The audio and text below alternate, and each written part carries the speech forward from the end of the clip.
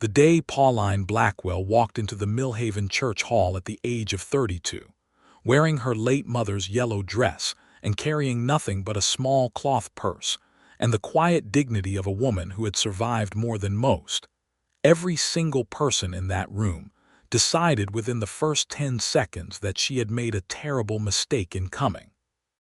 It was the spring of 1882, and the town of Millhaven, Texas, sat at the edge of the hill country like a dusty afterthought, the kind of place where cattle drives still rolled through twice a year, and the railroad had promised to come but hadn't yet, and where everyone knew everyone else's business before they even knew it themselves. The town had grown enough in recent years that there were now 4 proper streets, a general store, a telegraph office, a saloon that doubled as a gambling hall on Friday nights, and a church that Reverend Aldous Crane ran with the enthusiasm of a man who believed God had personally assigned him to this particular square mile of Texas. The bride showing had been Reverend Crane's idea, though he would not have called it that in polite company. He called it the spring social and matrimonial introduction. The ladies of the church sewing circle called it the bride showing, and they said it plainly and without apology because that is precisely what it was. Eligible women came and stood at the front of the hall, and the eligible men of the county came and had a look, and if a man liked what he saw and the woman agreed, the Reverend would facilitate an introduction and sometimes, within a matter of weeks, a wedding. It had worked twice already. Clara Hennessy had found a husband at the first one, a farmer named Dobbs who adored her completely. The second one had produced a match between young Nettie Pryor and a cattle hand named Reeves, who'd cleaned himself up considerably for the occasion. The town considered the spring social a rousing success, and this third one had drawn more attendees than either of the previous 2. There were 6 women presenting themselves that afternoon. 4 of them were between 17 and 22 years of age, fresh-faced and nervous and wearing their finest, their hair pinned up with the kind of care that takes 2 hours to achieve and looks effortless. The 5th was a widow of 26 named Frances Doyle who had 2 small children and was hoping to find a man who wouldn't mind that particular arrangement, which the town found admirable if optimistic. And then there was Pauline Blackwell. Pauline had arrived in Millhaven 8 months prior, having come from San Antonio after the death of her father left her without family, and without an income, and without any of the things she had quietly assumed would be there when she needed them. She had worked as a schoolteacher for 6 years before her father's illness had pulled her away from her post to care for him, and she had done it without complaint. And when he died, she had found herself 32 years old and essentially starting over. She had heard through a cousin's letter that Millhaven needed a teacher. She had come. She had been teaching the town's children for 8 months with a thoroughness and patience that the children loved and the parents respected, and she had quietly become part of the town's fabric without anyone making much ceremony of it. It was Mrs. Hortense Webb, the Reverend's wife, and the unofficial chairwoman of every social endeavor in Millhaven, who had come to Pauline 2 weeks earlier with the bright and well-meaning suggestion that she present herself at the social. "You are a perfectly lovely woman," Mrs. Webb had said, sitting across from Pauline at the small table in Pauline's rented room behind the schoolhouse.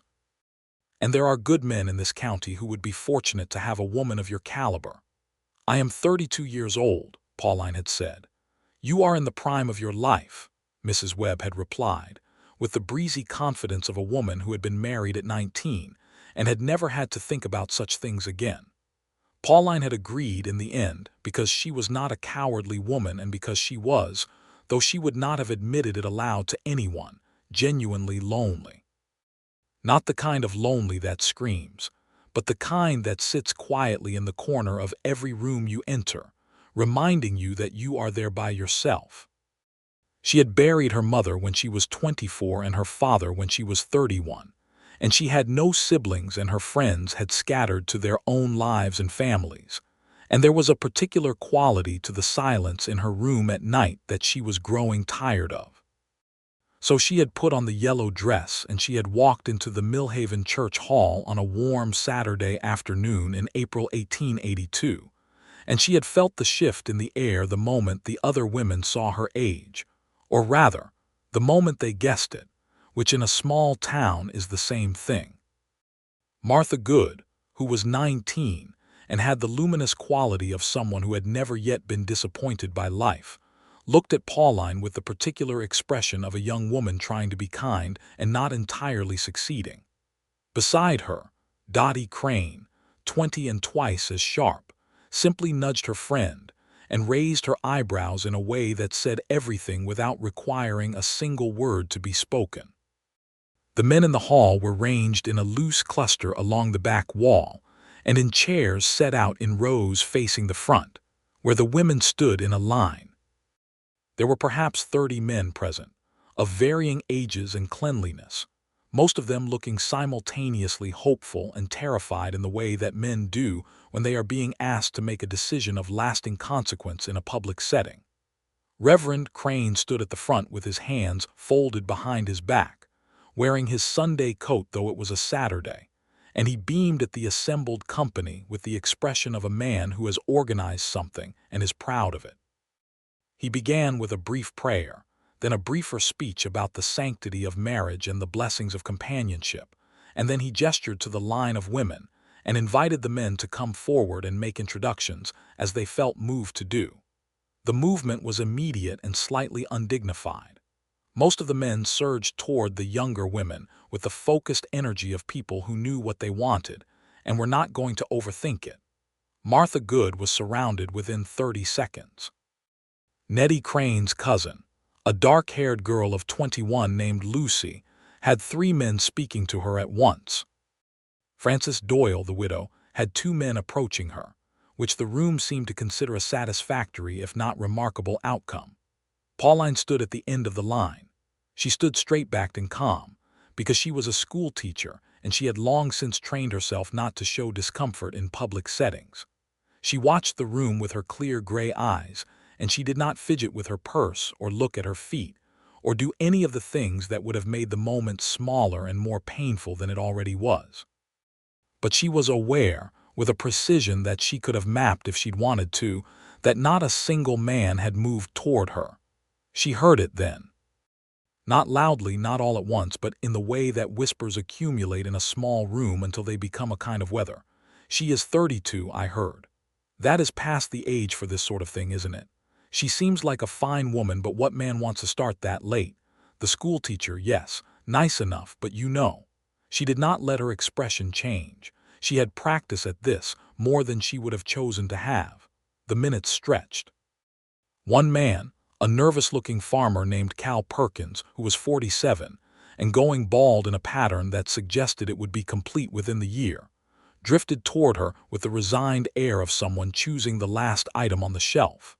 He introduced himself and said something about his farm, and asked if she liked the country, and she answered him politely, and he nodded and drifted away again, clearly having been more interested in saying he had made the effort than in making the effort itself. After that, no one came. Pauline Blackwell stood at the end of the line in her mother's yellow dress, and the room talked around her and past her, and she kept her chin up because she was who she was, and she told herself it was fine, and she almost believed it. It was Mrs. Hortense Webb who broke first, appearing at Pauline's elbow with the expression of a woman who has organized something and is deeply regretting it. "My dear," she began, in the soft, careful voice of someone building up to an apology.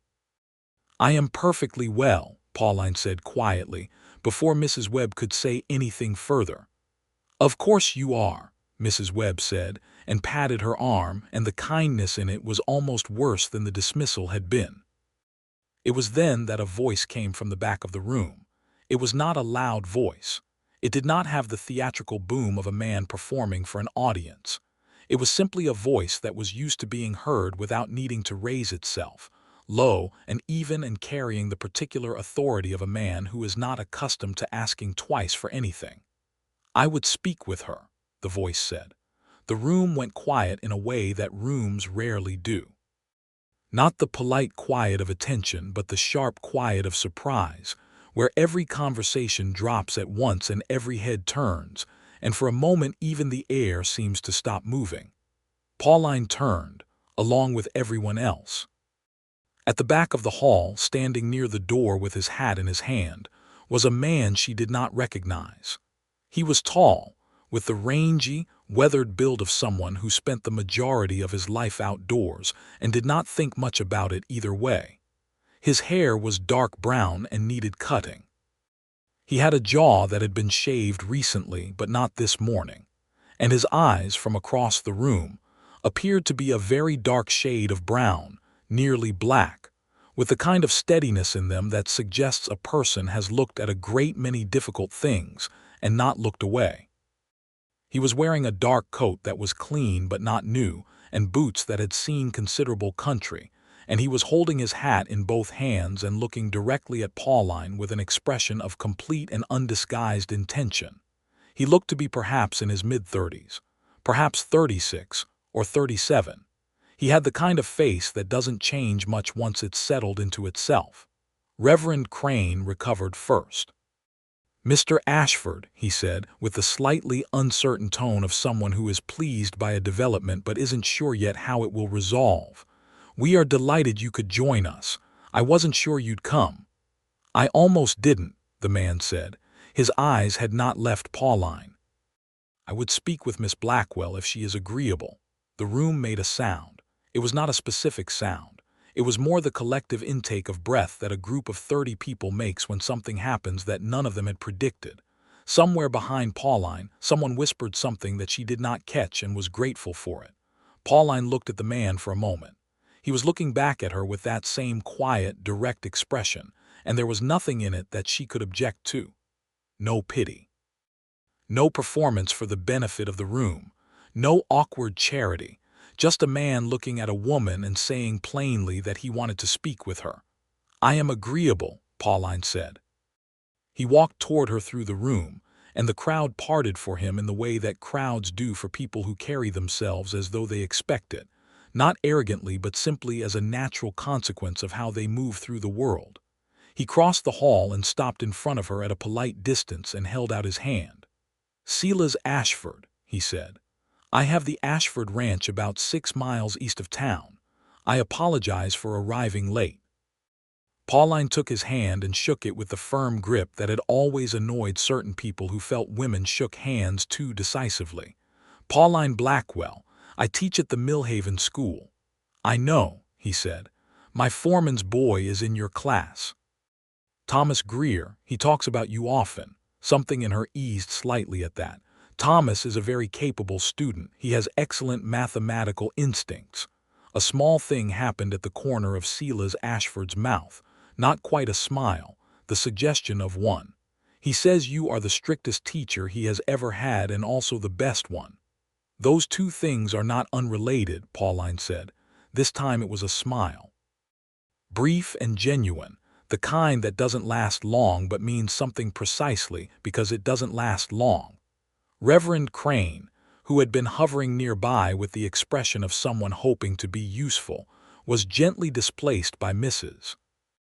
Webb, who had brought 2 chairs and set them by the side wall with the efficiency of a woman who has been facilitating conversations for 40 years and knows when to provide furniture. Silas Ashford looked at the chairs, then at Pauline, with an unspoken question. "Thank you, Mrs. Webb," Pauline said, and sat down. Silas Ashford sat across from her and held his hat in his lap and looked at her, and the noise of the room reorganized itself around them, the other conversations resuming, the other introductions continuing, and for a strange pocket of time it was as though the two of them existed in a slightly separate place from everything else happening in the hall.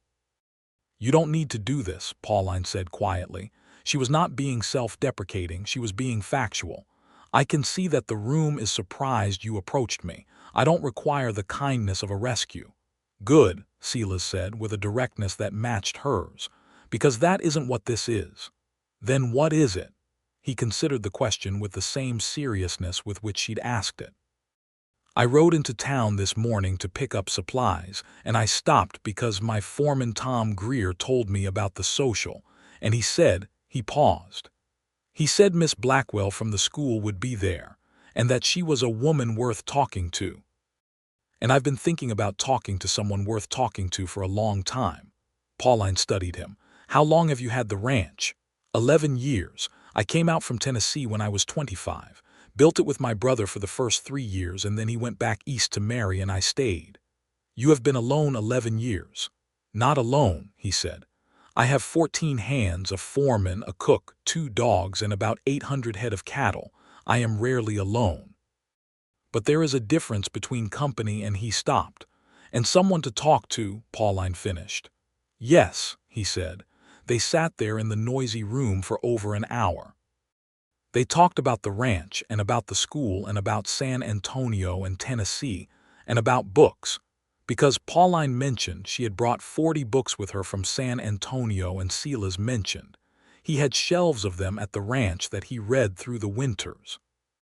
They talked about cattle prices and about the railroad that was supposedly coming and about what Millhaven might look like in 10 years and about the particular quality of the Texas hill country in the spring, when the bluebonnets were out and the air still had that brief, merciful coolness before the summer settled in for its long stay.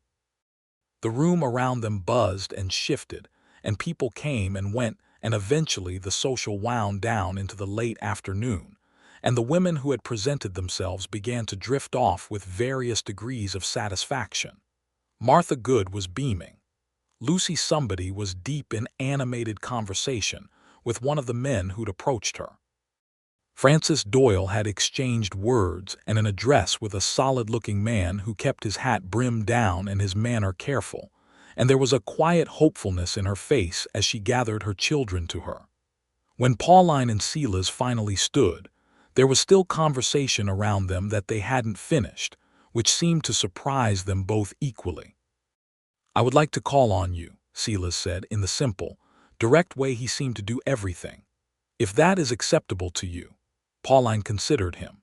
She was a practical woman who had always trusted her own judgment more than the opinions of rooms. She had sat with this man for over an hour, and she had found him intelligent and measured and oddly restful, which was not a quality she had associated with men before but which she found, to her slight surprise, to be one she valued considerably. It is acceptable, she said. He nodded once like a man settling something that has been decided. He put on his hat. I'll come Thursday evening if you are free. I am usually free by 5 o'clock. Thursday at 5, he said, and then he walked out through the church hall doors and the late afternoon light swallowed him, and Pauline stood holding her cloth purse and feeling something she had not felt in a long time, which was a precise and particular kind of anticipation for a day that was not yet here. The whispers followed her home, of course. They did not bother to wait. Did you see Silas Ashford? He spoke to the schoolteacher, the older one. He must have taken pity on her. He is a kind enough man. Seems a waste. A man with that land could do better. She heard snatches of it on the street, not directed at her, but not hidden either.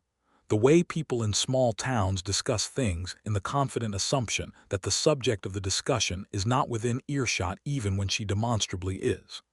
Pauline walked home through the lengthening afternoon shadows with her back straight and her face composed, and she thought about a man who had said that he wanted someone worth talking to, and she decided she did not much care what Millhaven thought about any of it.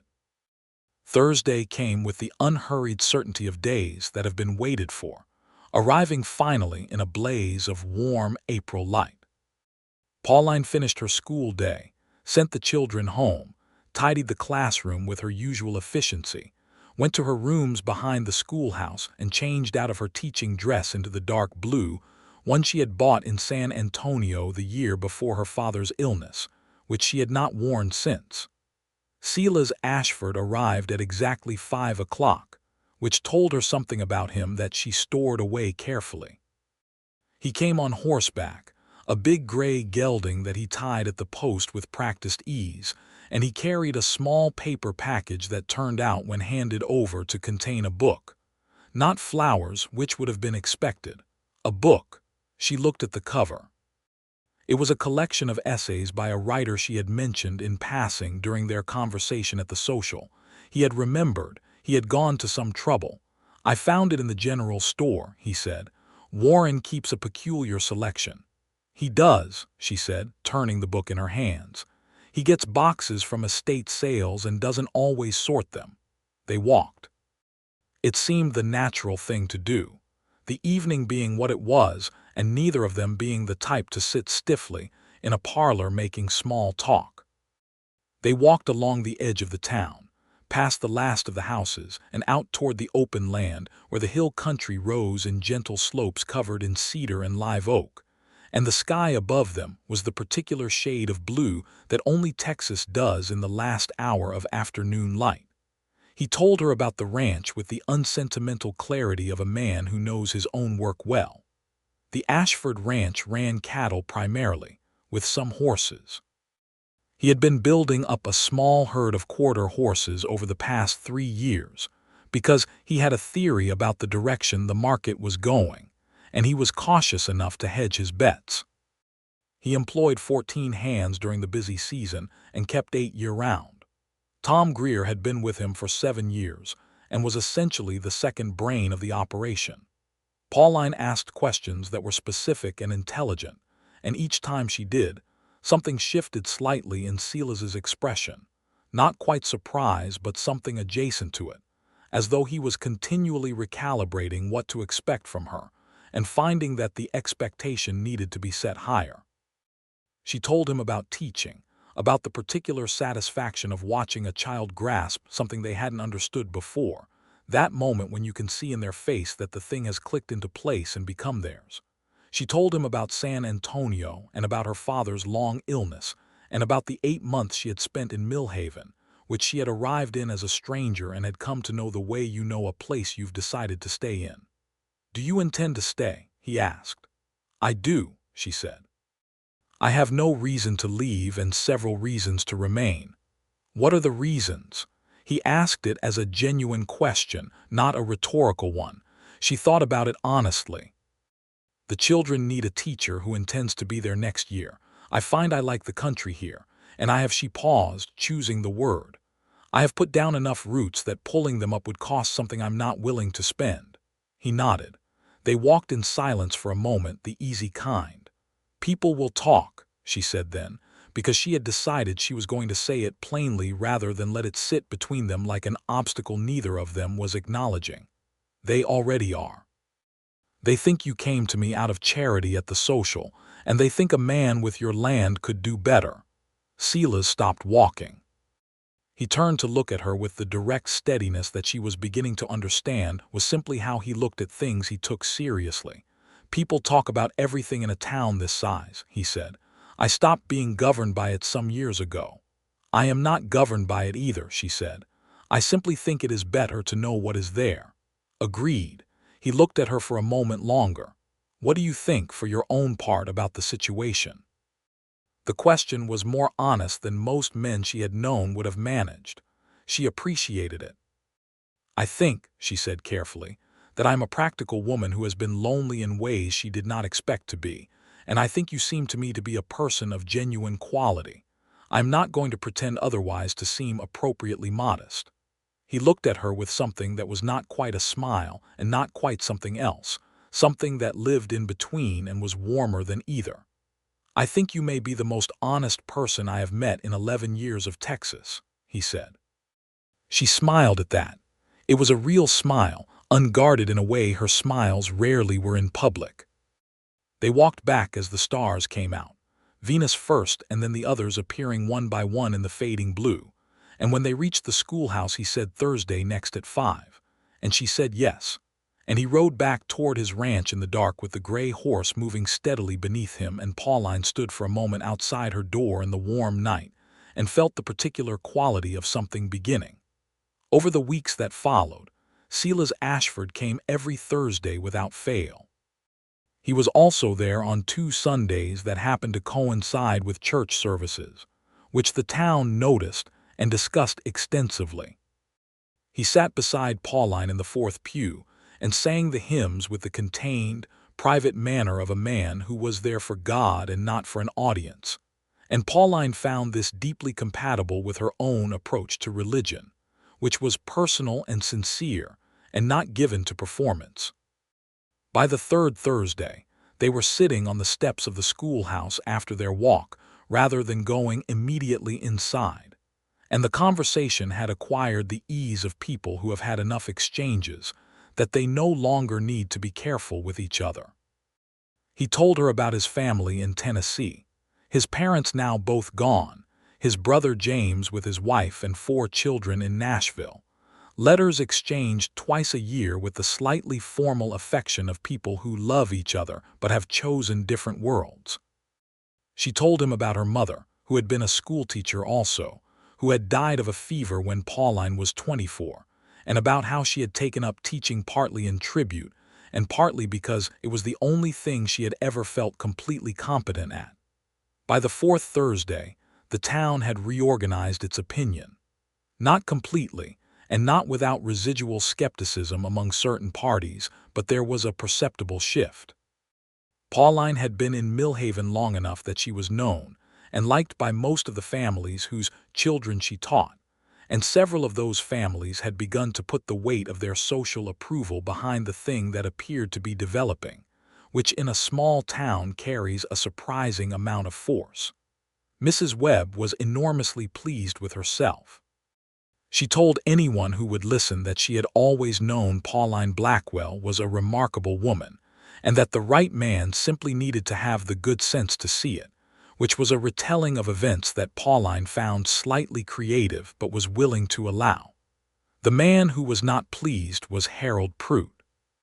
Harold Prout was 54 years old and owned the largest hardware and supply store in Millhaven, a prosperous and unlovely man who had been widowed 3 years prior, and who had decided, sometime in the preceding winter, that the schoolteacher was exactly what he wanted, and that the matter was essentially settled in his own mind. He had not approached Pauline directly, because Harold Prout was the kind of man who considered preliminary steps beneath him and expected the world to align with his preferences without requiring him to take action. He had been planning to formalize his intentions in his own time and at his own pace, and the development of Silas Ashford's regular Thursday visits represented an interference he had not anticipated and did not appreciate. He made his displeasure known in the way that small-town influential men make displeasure known, which is to say through a quiet campaign of conversation. He mentioned at the saloon that Ashford's ranch had been seeing some difficult seasons, which was a half-truth stretched into an implication. He said in the presence of Tom Greer's wife, knowing it would get back, that it was unusual for a man Silas's age to still be unmarried, as though there were something to be read into it. He said to Reverend Crane, with the careful neutrality of a man constructing a rumor, that he hoped Miss Blackwell was not putting too much stock in an acquaintance that might not have serious intentions behind it.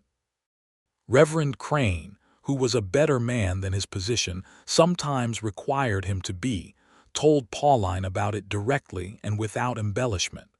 They were standing after Sunday service, the congregation dispersing into the warm morning. "I think you should know," the Reverend said quietly, "that Harold Prout has been saying things."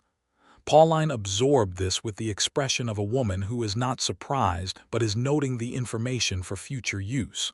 "What kind of things?" he told her. She thanked him and walked to where Silas was talking with Tom Greer near the church gate, and she stood beside him and listened to the conversation about the price of feed grain, and when there was a natural pause she said simply, "Harold Prout has been spreading doubts about your intentions and your ranch's financial health." Tom Greer looked uncomfortable. Silas looked at her with that steady expression of his and said, "I know." "You know, Tom told me 2 days ago." He glanced at Tom, who nodded once. "I was deciding whether to say anything to you about it." "I would rather know," she said. "I know that too," he said. "That is part of what I was deciding." There was a beat of silence between them, and in it was the particular texture of two people who are learning how to be honest with each other and are finding that it is both easier and more complicated than expected. "Prout has wanted a word with you himself for some time," Tom Greer said, with the diplomatic neutrality of a man who is reporting facts and not offering opinions. "His intentions toward you predate Silas's acquaintance, I believe." Pauline looked at Tom and then at Silas. "I was not aware of that. Would it change anything?" Silas asked. The question was direct but not possessive. He was genuinely asking. "No," she said after a moment of honest consideration. "It would not." Something settled in Silas Ashford's face that had been held at a slight tension she hadn't fully noticed until it eased. "Good," he said.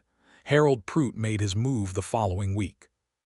He came to the schoolhouse on a Wednesday afternoon when the children had gone home and knocked on the door with the confident rap of a man who does not expect to be turned away. Pauline opened it and looked at him with the calm assessment she gave everything. He was a heavy-set man with a face that had once been handsome and now had the slightly swollen quality of comfortable middle age, and he carried himself with the ease of someone who had been prosperous long enough to mistake prosperity for authority. He had brought a box of goods from his store, sugar and coffee, and a small bottle of rose water, which he held out to her now with the expression of a man presenting an unarguable case. "Miss Blackwell," he said, "I hope I am not interrupting."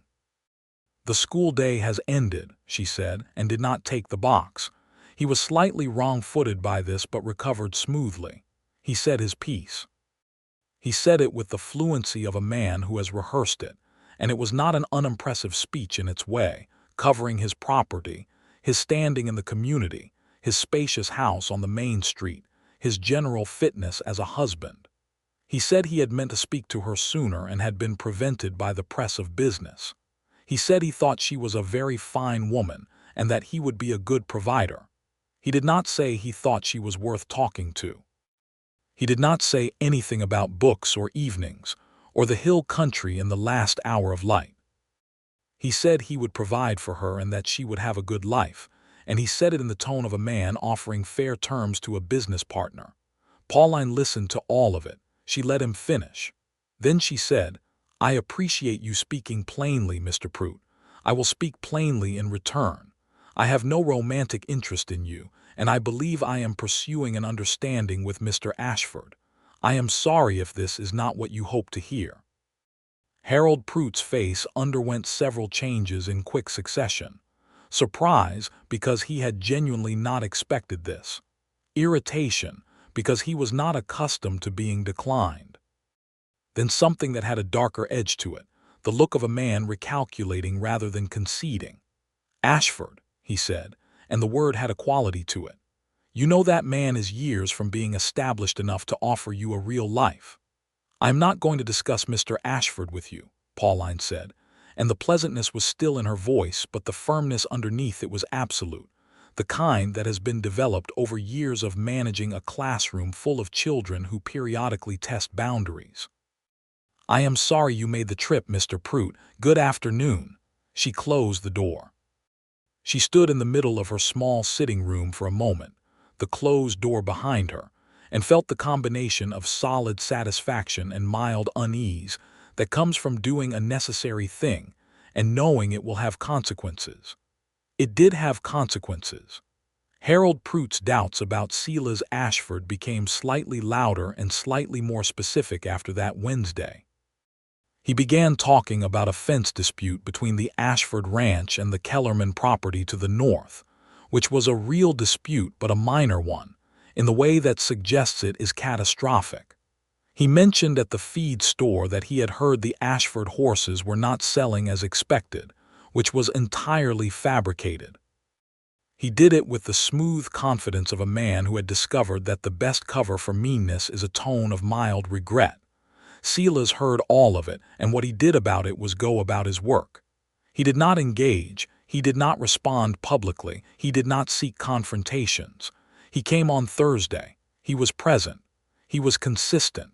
It was on the 6th Thursday that he came and did not come alone. He arrived with Tom Greer's son Thomas. the boy from Pauline's class, who was 10 years old and had his father's square jaw and his mother's quick brown eyes. The boy was carrying, with considerable formality, a small bunch of wildflowers that had been picked from the roadside and were already showing the strain of the journey. Pauline looked at the flowers and at the boy and at Silas, who was watching with an expression of contained amusement at the enterprise he had clearly set in motion.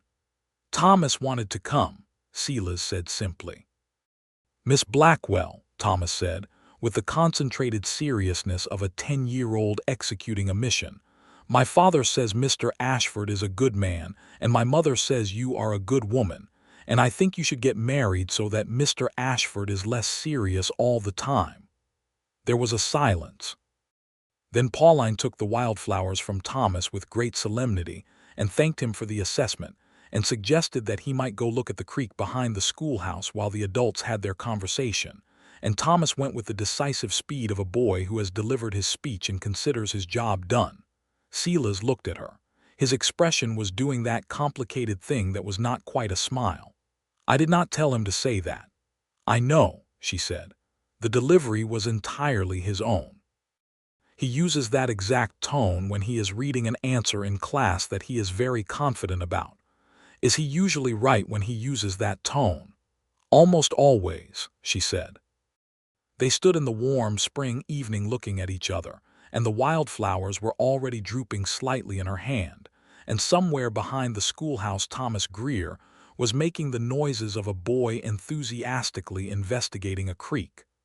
Pauline, Silas said, and it was the first time he had used her given name, which they both noticed. Yes, she said. I am going to ask you something, and I want you to know that I have not asked it because of what the boy said, or because of Prout, or because of anything except the 6 Thursday evenings and the 2 Sundays, and what I know about you now, which is enough. She waited. Will you come and see the ranch? He said. I would like you to see it. I think it matters for you to see the place where I live and what it is before I say anything more substantial. It was not the question she had been half expecting, which meant it was probably the right question. Yes, she said, I would like that. He nodded, settled, as he did when something was decided. Saturday morning, I'll send Tom with the wagon.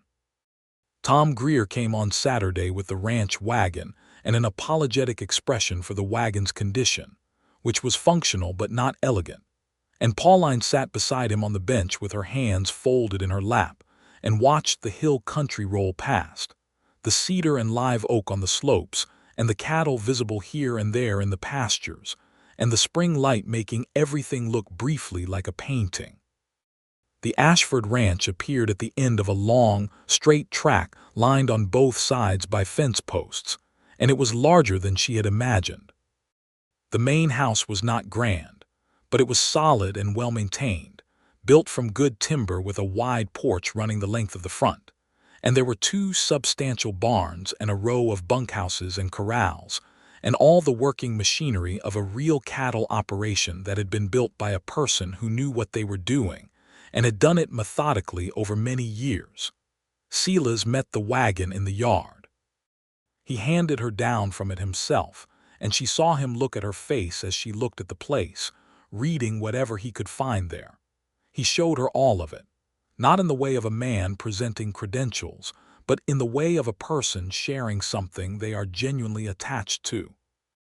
He showed her the stables and the horses and the corrals, and she watched him with the horses in particular, because she had found that how a person is with animals tells you a great deal about how they are with other things. He moved among them with quiet authority and complete ease, and the animals were relaxed and well-fed and unhurried. He showed her the main house, which was simpler inside than the outside suggested, with plain furniture and the bookshelves she had expected, and a stone fireplace, and a kitchen that was obviously managed by someone other than him. A Mexican woman named Consuelo who had fed the ranch hands for 8 years, and who looked at Pauline with an expression of forthright evaluation, and then nodded once, which seemed to represent approval. They ate a midday meal at the long kitchen table, just the 2 of them.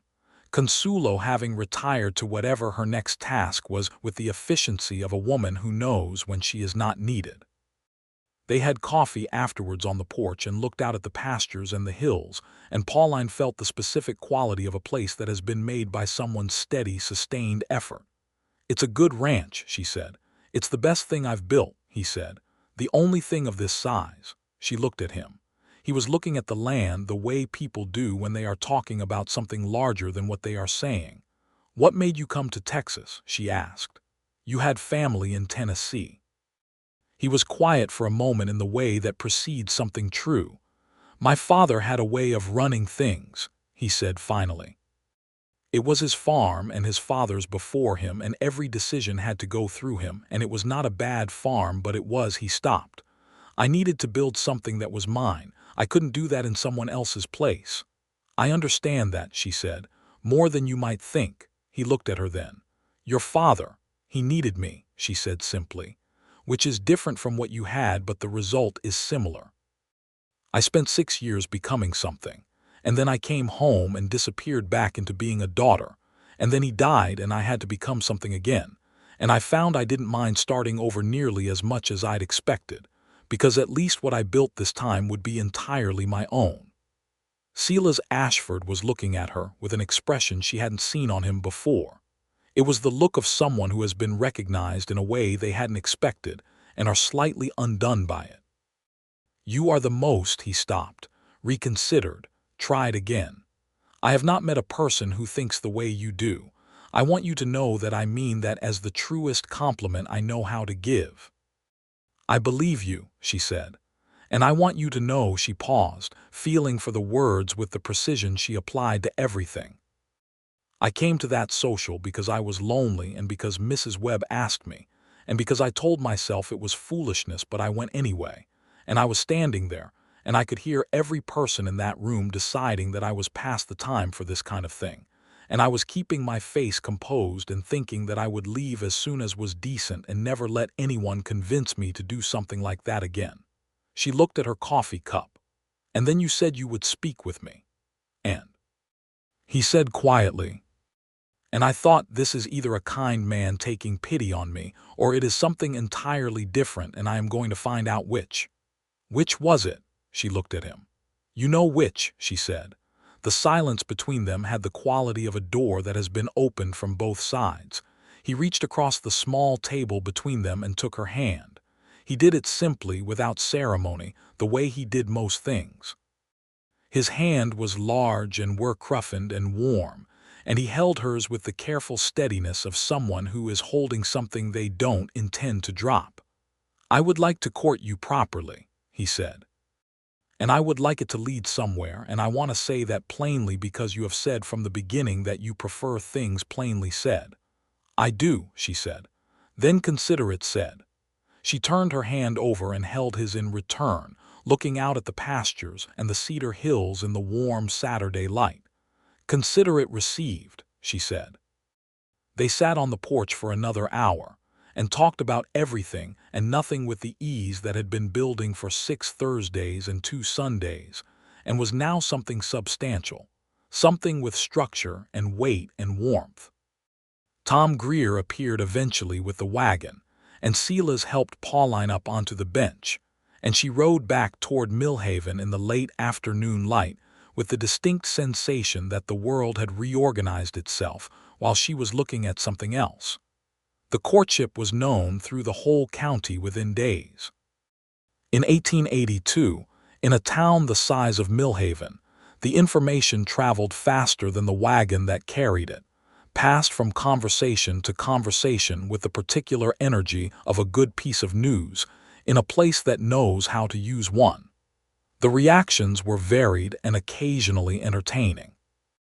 Martha Good, who was now engaged to a young man from a neighboring property, told Pauline at the general store one morning that she thought it was the most romantic thing, and that Mr. Ashford had been watching Pauline from the moment he'd come into the social, long before he'd spoken, which Martha had noticed because she noticed everything, and which Pauline filed away with some private satisfaction. Mrs. Hortense Webb was triumphant in the manner of a person who has been right about something. She told her husband that she had known from the first that those two were suited, and Reverend Webb, who was a wise man, agreed with her completely, because he had learned when agreement was the most efficient response. Harold Prute's campaign of doubt lost momentum without new material to sustain it. When Silas began appearing at Sunday services regularly, sitting beside Pauline in the fourth pew with the settled look of a man who knows where he belongs, and when it became clear to the town that this was not a fleeting thing, the murmurs about age and timing faded to a background level and then mostly ceased. People, generally speaking, are good at recognizing a real thing when it has had enough time to be undeniable. It was on a July evening, the heat of the Texas summer fully arrived, and the evening air still carrying the warmth of the day, that Pauline sat on the bench outside her door reading and heard the sound of hooves and looked up to find Silas arriving earlier than Thursday, which was new. He dismounted and came toward her with the directness he always had, but there was something slightly different in his manner, a quality she had not seen before, which took her a moment to identify as nervousness. On Silas Ashford it was extremely subtle, a kind of controlled energy that wasn't quite the easy, settled sureness she was used to. She put down her book. "It is Tuesday," she said. "I know," he said. "I could not wait until Thursday." Something warm moved through her. She waited. He sat beside her on the bench. He put his hat on his knee. He looked at her with those steady dark eyes that had been looking at her steadily for 3 months now, and had changed nothing about their expression except to add, over time, a depth that had not been there at the beginning or perhaps had been there, and she had not yet known how to read it. "Line," he said, "I am going to ask you to marry me, and I want to do it properly, which means I want to tell you first what I have to offer and what I don't." "All right," she said. "I have the ranch, which is sound. The cattle operation is profitable, and the quarter-horse venture is beginning to pay as I expected it to. I have the house, which is not large but is solid and could be added to. I have," he paused, thinking carefully. "I have my word, which I have never broken in ways that matter. I have my loyalty, which is complete. I am not a demonstrative man in public, but privately," he stopped again. "I find that I have become someone who thinks about you first thing in the morning and last thing at night, and that is not something that happened to me before, and I believe it is not something that will stop." Pauline was very still. She had the quality of stillness that is not the absence of feeling but the presence of it so fully that there is no room for movement. "What I don't have," he continued, "is much practice at this. I have lived alone for 11 years, and I am set in certain ways, and I will make mistakes. I am 36 years old, and I have a ranch that requires genuine work, and the life I can offer you is not a soft one. I have not had a soft life," she said. "I would not know what to do with one." "I know," he said. "Silas," she said, and he looked at her. "You could have stopped after the first sentence." The corner of his mouth moved. Then he said, "Will you marry me, Pauline Blackwell?" "Yes," she said. "I will." He reached into the pocket of his coat and brought out a ring. It was a simple gold band with a small stone that caught the evening light and turned it to amber. He had gone to Fredericksburg for it. She would learn later, because Millhaven did not have a jeweler, and he had not wanted to ask about a ring in a town where everyone would know about it before he had the chance to ask her himself. He put it on her finger, and she looked at it there, and then she looked at him, and what was on his face was the thing she had been slowly, carefully reading for 3 months, now written clearly and without ambiguity, open and warm and entirely true. She put her hand on his face. She hadn't touched his face before. He went very still under her hand in the way of someone who is being given something they wanted and are afraid to move in case it stops. She kissed him then in the warm July dusk, with the hill country crickets beginning their evening noise around them, and the light going rose and gold on the limestone hills. And it was not a practiced or performed kiss, but an honest one, which is the only kind worth having. He walked her to the door when it was full dark, and she stood in the doorway and looked at him, and he was looking back at her with the unguarded expression that she had discovered was what he looked like when he was not being careful. Thursday, he said. Thursday, she agreed. He rode back to the ranch, and she stood in her doorway and watched until the dark took him. And then she went inside and sat down at her table and looked at the ring on her hand in the lamplight, and felt something she could only describe as arrival, the sense of having come to a place she was meant to be after a journey that had been longer and harder and more solitary than anyone should have to make, and of finding it every bit worth the distance.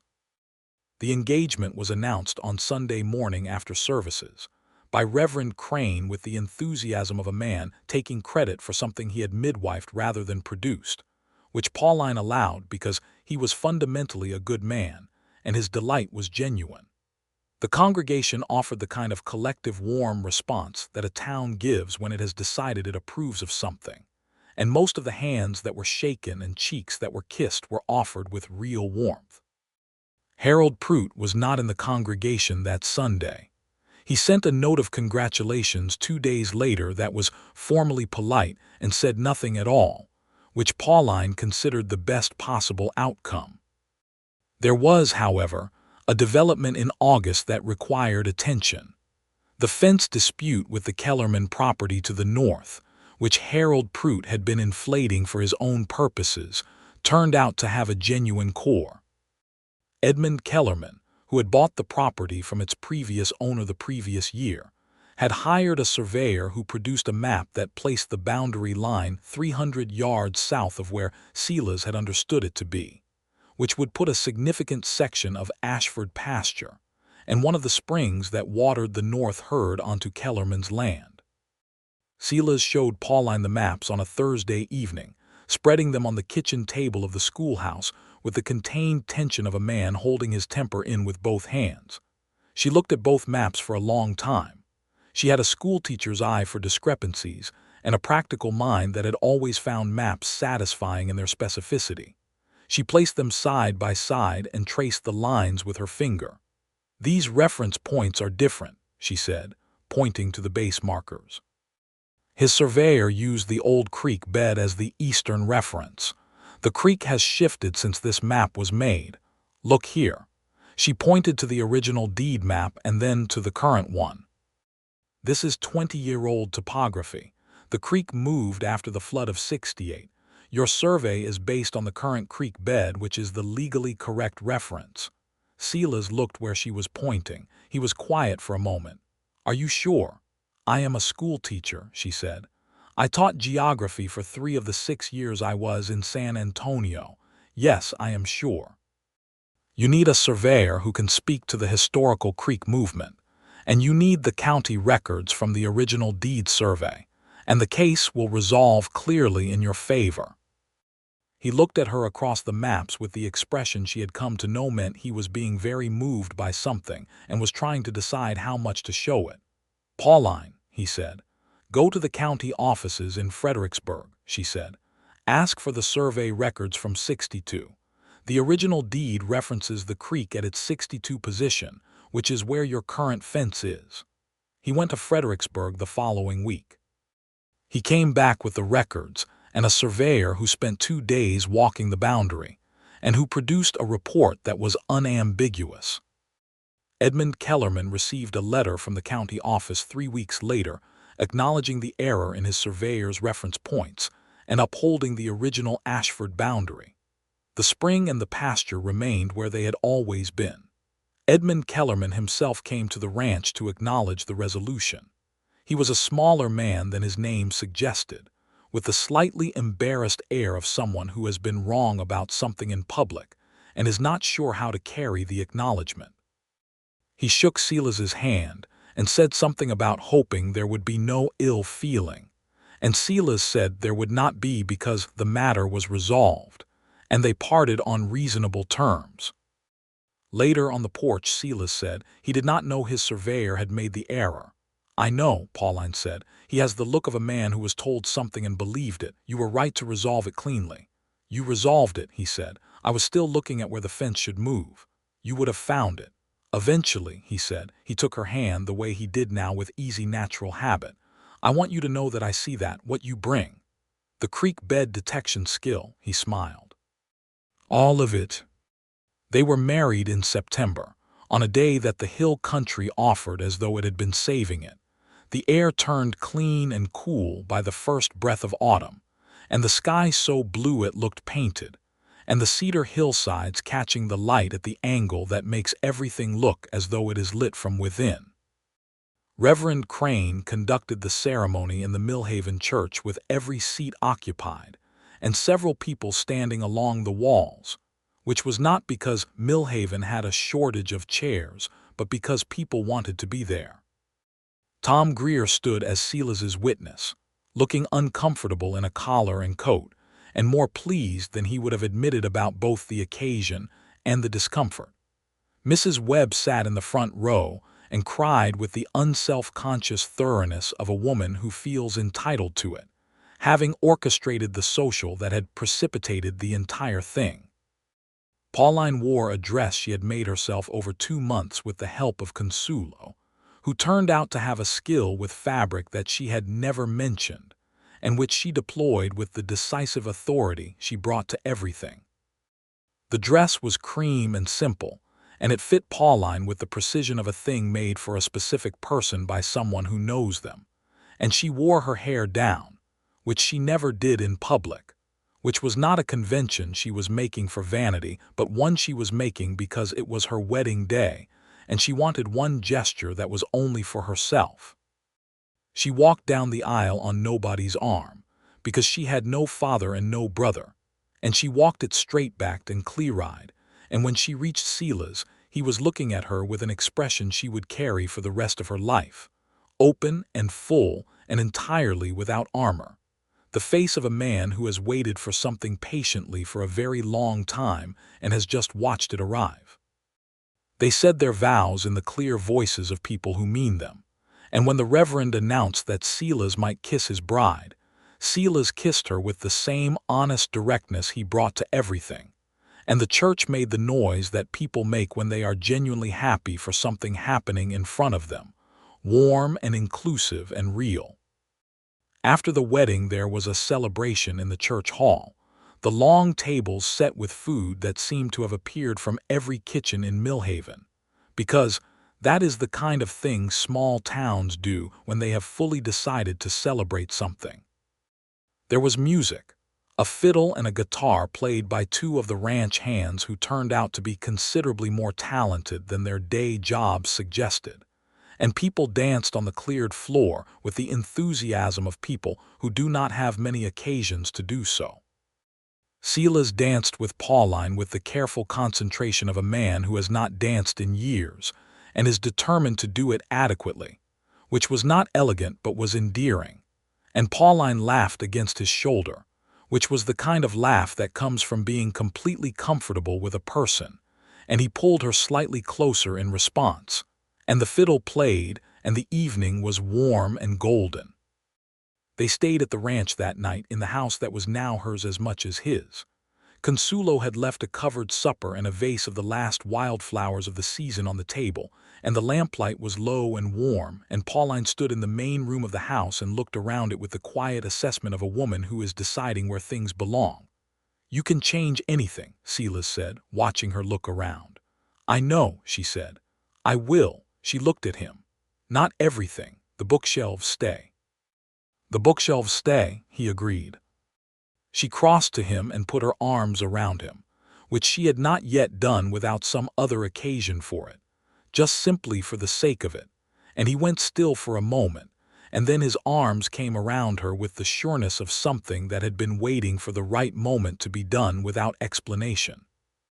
They stood there in the lamplight in the house that was theirs, and Pauline Blackwell, who was now Pauline Ashford, thought about the woman who had stood at the end of a line in a church hall in her mother's yellow dress and kept her chin up while a room decided she was past her time, and she thought that woman had been right to keep her chin up. She had been exactly right. The autumn settled over the ranch with the generosity it shows some years and not others, the days warm and the nights cool, and the grass holding its green longer than usual, which was good for the cattle. Pauline kept her teaching position, which she and Silas had discussed thoroughly and agreed upon without conflict, because she loved it and was excellent at it, and the children needed her, and because Silas was a man who did not understand why a person would stop doing something they were good at and gave them purpose, especially when there was no practical reason to stop. She rode out to the ranch each day after school on the bay mare that Silas had selected for her from his own stock, with the care of someone choosing a thing that needs to be right. A gentle, steady animal with a sensible temperament that Pauline named Agnes and grew fond of, with the swiftness of someone who has been without a creature of their own for a long time. The rhythm of it became part of the particular texture of that autumn. The school day with its noise and concentration, the ride home along the track lined with fence posts, the ranch emerging at the end of it with the sound and smell and life of a working place, Silas appearing in the yard or the stable or on the porch depending on the hour. They established between them, without formality, the habits of a shared life. He made coffee in the morning with the methodical seriousness he brought to practical tasks.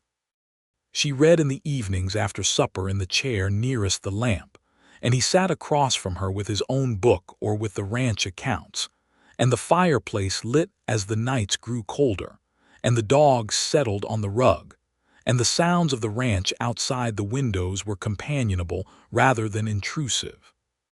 He talked to her about the ranch the way he had talked to her about it from the beginning, as someone worth consulting, and she took him seriously as an interlocutor, because he thought about things carefully and said things that were worth listening to. And they would sit over supper some evenings and have the kind of conversations that run long and interesting into the night, about the ranch, and about teaching, and about politics, and about books, and about the West, and what it was becoming, and where it was going. Because it was 1882, and the West was changing, the railroad pushing further every year, the open range giving way incrementally to fence and property line and settlement. "Will not look like this in another 20 years, Silas said one October evening, looking out the window at the dark hills. "More fences, more towns, the drives will end. Is that regret? Some," he said honestly. "But it is also progress, and I am a pragmatic man. The quarter horses will matter more when the trails end. People will still need horses, better horses than they needed for drives." "You planned ahead," she said. "I tried to."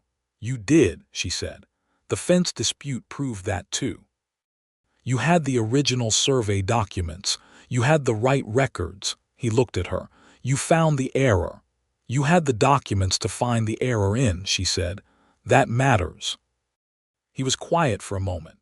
"I would like to expand the horse program next spring. Tom and I have been talking about it." "What would you need?" he told her. She asked questions. They talked it through with the shared engagement of two people who have made a common enterprise of their lives, and outside the window the October stars were very bright above the cedar hills, and inside the lamps were warm and the fire was going and the dogs were asleep. It was in December that Pauline began to suspect, and in January that she was certain, and she told Silas on a cold, clear January morning while they were having coffee on the porch, wrapped in coats, watching the frost on the pasture catch the early light. She said simply, "I think we are going to have a child." He turned to look at her with an expression that was so wide open and unguarded that it was like watching a door blow suddenly inward in a wind, surprise and something enormous and warm coming through all at once. "Are you sure?" he said. "I am fairly sure. I will see Dr. Meadows this week to be certain." He reached over and took both her hands in both of his, still looking at her, and he didn't say anything for a long moment because he was the kind of man who, when something is too large for words, does not use words that aren't large enough. Then he said, "Are you well?" "I am very well," she said. "I feel well." "Good," he said, and the word had the weight of everything he didn't say. He brought her hands up and held them against his chest for a moment, and she could feel his heartbeat under her palms, steady and slightly faster than usual. "Doctor." Meadows confirmed it, and Pauline continued teaching through the spring with the determined practicality of a woman who does not consider pregnancy a disqualification from having a job, which was not universally agreed upon in Millhaven, but which Silas supported with the simple logic that she was capable and wanted to, and therefore she should. She stopped at the end of May when the summer came, and the heat arrived in force, and the children went on their summer break. And she had the ranch and the porch and the bluebonnets and Agnes to ride out carefully on the gentler trails, and Silas beside her in the evenings, with the steadiness of a man who had decided to make himself a particular kind of presence in the life of the person he loved. The baby came in August of 1883, which in the hill country is the definition of brutal timing, the heat absolute and uncompromising, and the nights only marginally better. Mrs. Greer came to assist, and Dr. Meadows came, and Consuelo was in and out of the room with the quiet efficiency of someone who has been through this before and knows that what is needed is not drama but competence. It was a boy. He arrived at dawn with considerable noise and the look of a person who has decided opinions about his situation, dark-haired and red-faced, and with Silas's jaw already apparent in the set of his face, which Pauline noticed immediately and which made her laugh despite everything. Silas sat beside her and looked at the boy with an expression that was beyond his usual range, something that had no name she could put to it immediately, some version of awe that exists in people who are not generally given to awe but are occasionally broken open by something that is simply too large to defend against. He held out one finger and the baby's hand wrapped around it with the blind, fierce grip of the newborn. "He is very angry," Silas said. "He has a right to be," Pauline said. "He has just been presented with Texas in August." Something moved across Silas's face that was laughter and tenderness mixed into a thing with no single name. He looked at her, then at the baby, then at her again. "Thank you," he said very quietly in the way he said things that mattered most without decoration. "He is ours equally," she said. "I know," he said. "I meant all of it, everything." She understood that he meant the ranch and the Thursday evenings and the books and the creek bed and the teaching position and the yellow dress at the end of the line in the church hall and the fact of her, all of it together in the word everything, and she said, "I know." They named him James, for Silas's brother in Tennessee, who sent a letter when he received the news that was more effusive than his usual 2 letters-a-year correspondence, which Silas read twice and left on the mantelpiece for a week, which Pauline noticed and understood. James Ashford grew into the ranch the way children grow into places that are made with enough love and space, steadily, and with direction. He had Pauline's gray eyes after all, which appeared at 6 weeks and deepened as he grew, and Silas's particular set to the jaw, and a temperament that combined his mother's directness with his father's patience in a way that made him simultaneously easy and interesting to raise. Millhaven continued its life around them. The railroad came in 1884, which was later than promised and exactly what Silas had anticipated, and changed the character of the town with the sudden noise and energy and money that railroads bring. New businesses appearing on the expanded Main Street and new families arriving with the trains, and the price of cattle, responding to the improved access to market. Silas expanded the horse operation as he had planned, and the quarter horses began to bring in the kind of income that the drive markets had always been inconsistent about. Tom Greer's son Thomas grew up and finished school and went to work on the Ashford Ranch at 16 alongside his father, which pleased everyone and was simply logical given the boy's practical intelligence and his attachment to the place. Pauline was gratified to see that his mathematical instincts, which she had identified at age 10, proved useful in the ranch accounts.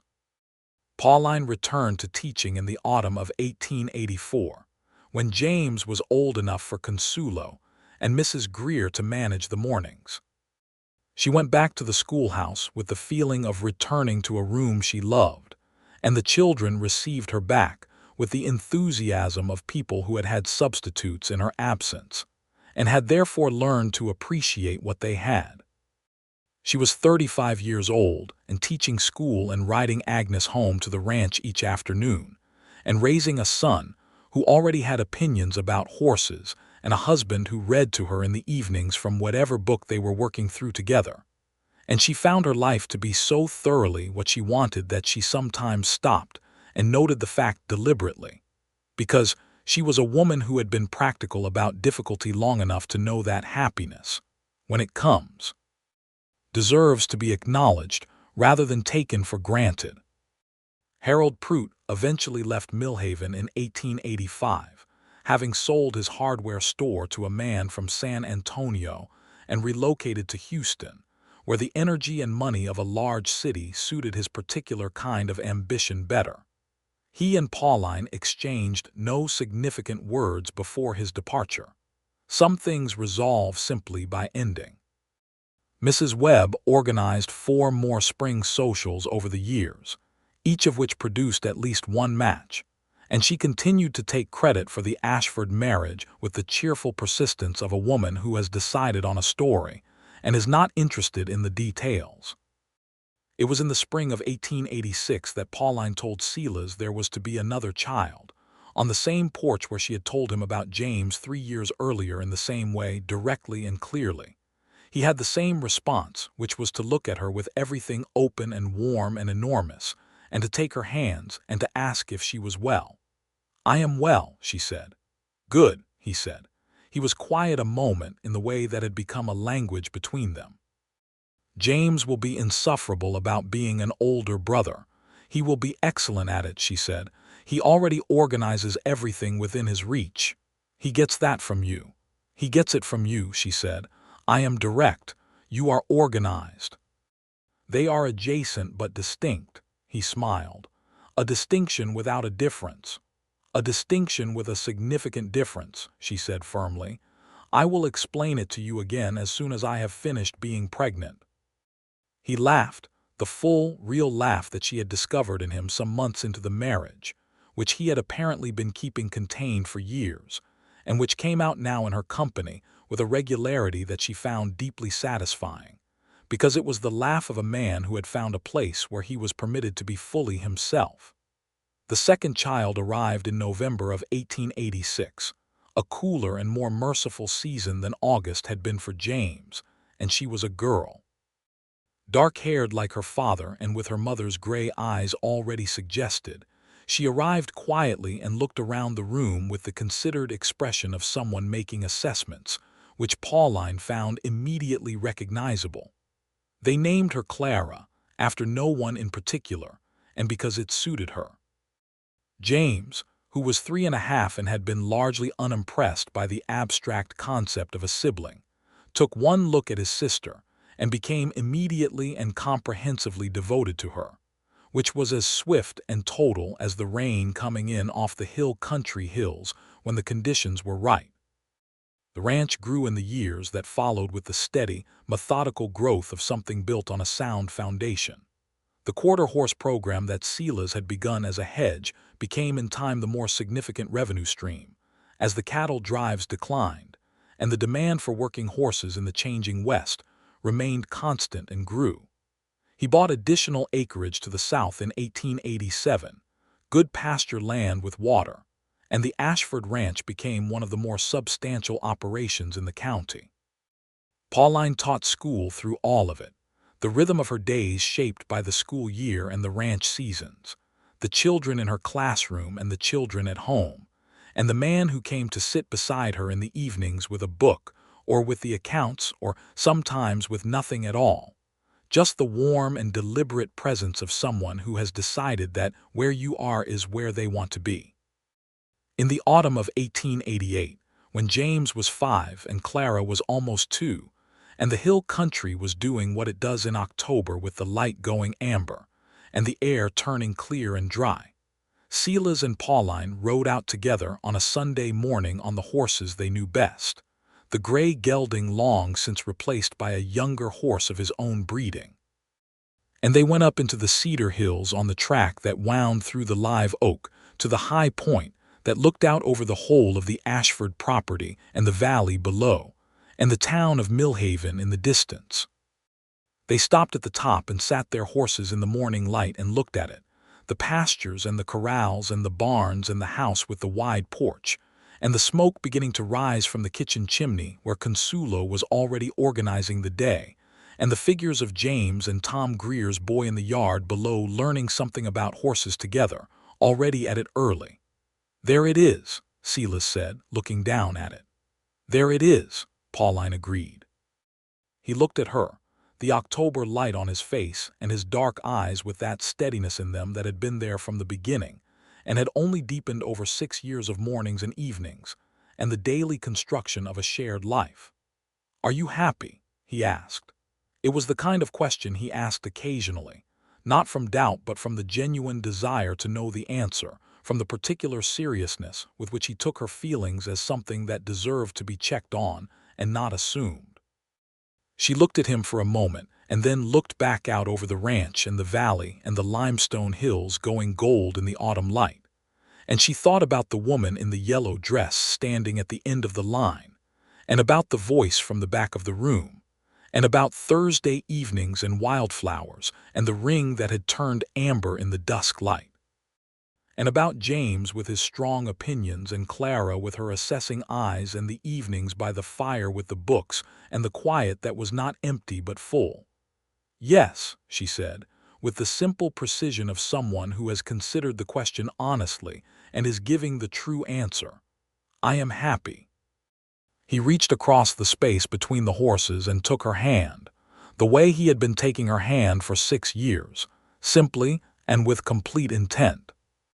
They sat there together at the top of the hill country morning, and the ranch lay below them with all its noise and life, and the October air was clean and the light was generous, and Pauline Ashford, who had once been told by a whole room that she was too old and past her time and not worth the crossing of a floor, felt the full and particular satisfaction of a life that had turned out to be exactly worth the living. They rode back down together as the morning opened up into a broad, clear autumn day, the horses moving easy on the familiar trail, and below them the ranch was waiting with all its work and warmth, and they had more of it ahead of them than they had behind. James would grow up on that ranch and learn everything about horses from a father who had built something from 11 years of patient effort, and a mother who could find an error in a survey map, and would fight for what was right with the same calm competence she brought to fractions and geography. He would grow up knowing what it looked like when two people chose each other honestly and kept choosing each other, which is the most useful thing a child can be shown. Clara would grow up the same way, her father's steadiness and her mother's directness combining in her with the particular force of things that are doubled rather than diluted. And she would always say, when she was older, that the most important thing she had learned was that a woman who knows her own worth does not adjust it for the comfort of a room. Silas Ashford had said he wanted someone worth talking to. He had found in the woman at the end of the line in the yellow dress someone worth every single thing he had to give, and then more beyond that, the particular kind of more that you discover only in a person who challenges and steadies and surprises you in equal measure across a lifetime. Pauline Blackwell had walked into that church hall with her chin up and her heart quiet, and she had stood there in the silence of a room that had decided she did not count, and she had kept standing, because she was the kind of woman who stands. And then the man in the back had said he would speak with her, and everything that followed was theirs. The ranch ran another 40 years under their stewardship, growing and changing as the West grew and changed, and the wide porch accumulated years of evening conversations and morning coffees, and the weight of a life lived fully and without apology, and the bookshelves were never cleared but only added to, and Agnes eventually gave way to other horses but was always the first one mentioned. And Consuelo made coffee in that kitchen until the year she retired, and then came back on holidays because she found she could not stay away from a kitchen that had been hers for so long. The Ashford Ranch endured, solid as the limestone it sat on, built by the patience of a man who knew how to wait for the right thing, and the courage of a woman who had learned that being past someone else's imagined time meant nothing at all when you were exactly on time for your own.